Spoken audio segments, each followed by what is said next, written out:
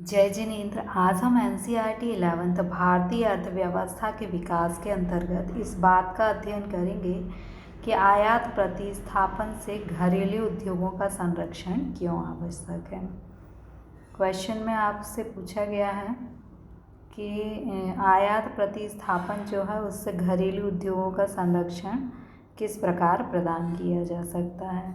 हमारे देश की आरंभिक जो 7 पंचवर्षीय योजनाएं थीं उनका लक्ष्य जो था वो क्या था, आयात प्रतिस्थापन करना। अब वो इसके अंतर्गत क्या किया गया कि हमारे देश में आयात जो था, इंपोर्ट को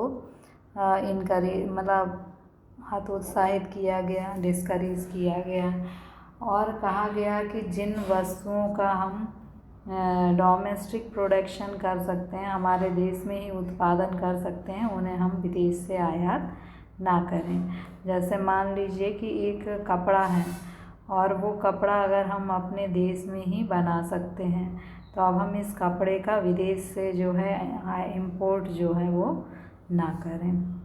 जिनको हम घरेलू स्तर पर उत्पादित कर सकते हैं उसका इंपोर्ट हम ना करें, आयात ना करें, बल्कि क्या करें कि जो विदेशों पर हमें जो वस्तु हम विदेश से इंपोर्ट करते थे उस पर हम अपनी निर्भरता को क्या करते हैं, कम कर दें।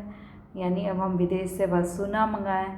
इससे क्या होगा कि जो हमारे देश की फर्में हैं, घरेलू फर्में, उनको प्रोत्साहन मिलेगा, वो ज़्यादा से ज़्यादा उत्पादन कर सकेंगे हमारे देश की फर्में।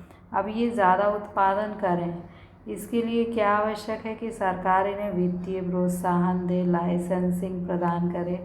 यानी शुरू में जब ये फर्में स्थापित की जाएं तो सरकार इन्हें कुछ सब्सिडी के रूप में वित्तीय प्रोत्साहन प्रदान करे। ये वित्तीय प्रोत्साहन क्यों प्रदान करे? जिससे कि ये सुरक्षात्मक वातावरण में कार्य कर सकें, प्रतियोगिता से इन्हें डर ना लगे। जैसे मान लीजिए कि एक कार है, कोई भी वाहन है और वो अमेरिका में बन रहा है 1,90,000 का, मतलब अमेरिका से भारत में आकर वो 1,90,000 का पड़ता है। भारत में वही चीज़ टाटा कंपनी बनाती है 2 लाख में। तो बताइए यहाँ के लोग 2 लाख वाली चीज़ खरीदेंगे या 1,90,000 वाली ये खरीदेंगे।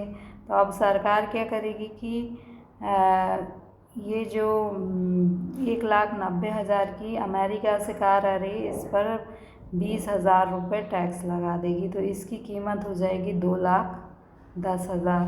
तो अब हमारे देश की जो वस्तुएं हैं वो सुरक्षात्मक वातावरण में बिक पाएंगे। अब लोग 2 लाख की कार खरीदेंगे, ना कि 2,10,000 की विदेशी कार। तो इस प्रकार सरकार जो है सुरक्षात्मक वातावरण बना सकती है, क्योंकि अब वो जो कंपनियां हैं जिनको भारत देश की कंपनी है जिनको लाइसेंस मिला है, जिन्हें सरकार सब्सिडी दे रही है, तो उन्हें अब बाज़ार में हिस्सेदारी की भी चिंता नहीं रहेगी कि बाज़ार में वस्तु बिकेगी या नहीं बिकेगी, क्योंकि लाइसेंस से उन्हें एकाधिकार मिल जाएगा कि वो वस्तु वही बेचेंगे। तो जब एक कोई वस्तु है और उसको बेचने वाला जो है एक ही व्यक्ति है तो फिर वो वस्तु उससे ही खरीदी जाएगी, तो अब उसे बाज़ार हिस्सेदारी की चिंता तो रहेगी ही नहीं। इसके बाद अब वो एकाधिकारी की स्थिति में आ जाएंगे तो वो लाभ भी कमा पाएंगे। अब जब वो लाभ को कमाएंगे तो वो उस लाभ को जो है नए नए रिसर्च अनुसंधान पर व्यय करेंगे और उससे क्या होगा, उनकी प्रतिस्पर्धा क्षमता में सुधार होगा। अब ये जो कार है इसको और अच्छे तरीके से बनाया जाएगा और जब अंतर्राष्ट्रीय बाज़ार में ये कार बिकेगी तो अब वो भी प्रतिस्पर्धा कर पाएगी, क्योंकि अब हमने रिसर्च करके इसमें संशोधन कर लिए हैं। तो फाइनली इसमें हमने क्या देखा कि आयात प्रतिस्थापन से घरेलू उद्योग का संरक्षण क्यों आवश्यक है। पहले हमने देखा कि 7 पंचवर्षीय योजना में सरकार का लक्ष्य आयात प्रतिस्थापन था, यानी जो वस्तुएं हम विदेशों से इंपोर्ट कर रहे हैं, मंगा रहे हैं, वहाँ से ना मंगाकर उसका घरेलू स्तर पर ही उत्पादन किया जाए। अब घरेलू स्तर पर उत्पादन यदि हम करेंगे तो क्या होगा, वो विदेशी घरेलू जो कंपनियां हैं वो विदेशी कंपनी से प्रतियोगिता नहीं कर पाएंगी शुरू में। तो सरकार क्या करे कि जो घरेलू उद्योग है उसको वित्तीय प्रोत्साहन दे और कई प्रकार के संरक्षण प्रदान करे। अब जो ये सरकार यदि इन्हें संरक्षण प्रदान करेगी तो धीरे धीरे ये क्या करेंगे, लाभ में चलेंगे और अपने लाभ को रिसर्च यानी अनुसंधान पर व्यय करेंगे। और अनुसंधान करने से इनकी प्रतियोगिता क्षमता में वृद्धि होगी और अंतर्राष्ट्रीय बाजार में जब ये वस्तु बेची जाएगी तो ये अच्छी प्रतियोगिता का सामना कर पाएंगे और लाभ भी अर्जित कर सकेंगे। देखिए इस चित्र में आपको बताया गया है कि जो वस्त्र हम विदेशों से मंगा रहे हैं वो वस्त्र हम अपने देश में ही उत्पादित करना चाहिए। तो हम वो क्या कहलाएगा, आयात प्रतिस्थापन कहलाएगा। प्रोटेक्शनिज्म मीन्स है कि जैसे कोई बच्चा होता है तो शुरू में उसको ज़्यादा संरक्षण की आवश्यकता होती है, वो बड़े जो वामंडर है उसको झेलने में समर्थ नहीं होता। और बाद में जब हम धीरे धीरे हम संरक्षण उन्हें प्रदान करते हैं और बाद में वो जो हैं इनके हैबिचुअल हो जाते हैं तब इनका सामना कर पाते हैं। इसी प्रकार हमारे देश की जो इंडस्ट्री हैं जब वो शुरू में स्थापित की जाती हैं, शैशव अवस्था में होती हैं, तो सरकार के द्वारा उन्हें क्या करना चाहिए, संरक्षण प्रदान करना चाहिए। और बाद में जब वो प्रतियोगिता का सामना करने के योग्य हो जाएं तब संरक्षण समाप्त कर देना चाहिए। Explain how import substitution can protect domestic industry. Means क्या इम्पोर्ट सब्स्टिट्यूशन डोमेस्टिक इंडस्ट्री को प्रोटेक्ट करता है।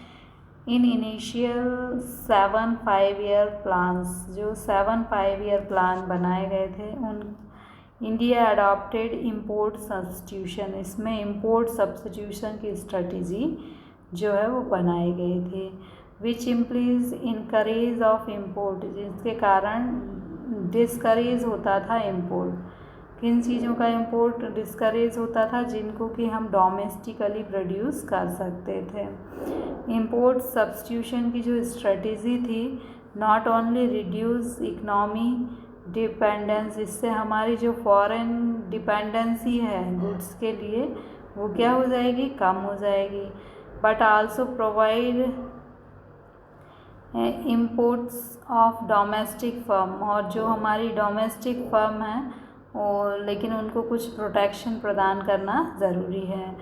Government provide various financial encouragement, government जो है फाइनेंशियल इनकरेजमेंट प्रदान कर सकती है। इंसेंटिव्स जो हैं वो डोमेस्टिक प्रोड्यूसर को प्रोवाइड करवा सकती है, जिससे कि इम्पोर्ट सब्स्टिट्यूशन हो सके, जो गुड्स हम इम्पोर्ट करते हैं उनका सब्स्टिट्यूशन हो सके।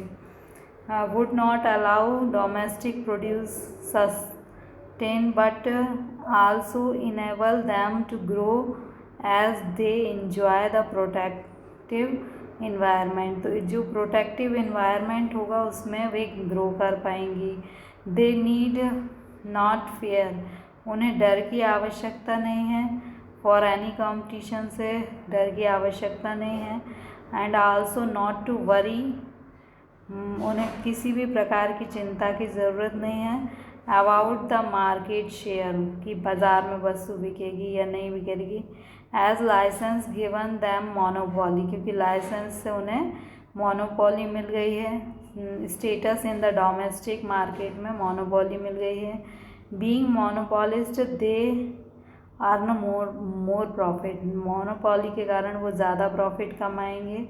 और इन सब का परिणाम क्या होगा कि वो जो पैसा बचेगा उसको रिसर्च एंड डेवलपमेंट पर खर्च कर पाएंगे और रिसर्च एंड डेवलपमेंट से उनकी कॉम्पिटिटिवनेस में वृद्धि होगी और कॉम्पिटिटिवनेस में वृद्धि से वो इंटरनेशनल मार्केट में अपनी वस्तु को बेच पाएंगे।